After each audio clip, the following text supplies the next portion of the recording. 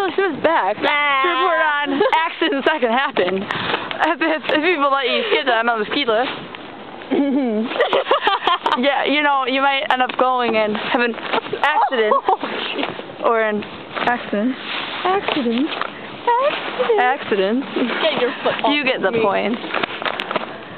Now, to prevent these accidents. Oh, hey, watch the skier go off the board thing, box. Wish I was at the skier. That's embarrassing. He lost the ski. What a noob. Ooh, oh, look at that little kid. I think he's pro. Better than Shelly Smith. Go to hell. I think it's still zoomed in. It should be like space. Let's zoom out of this. I can't wait till you drop that. Oh, I would cry. Where are your gloves? My crotch? Yeah.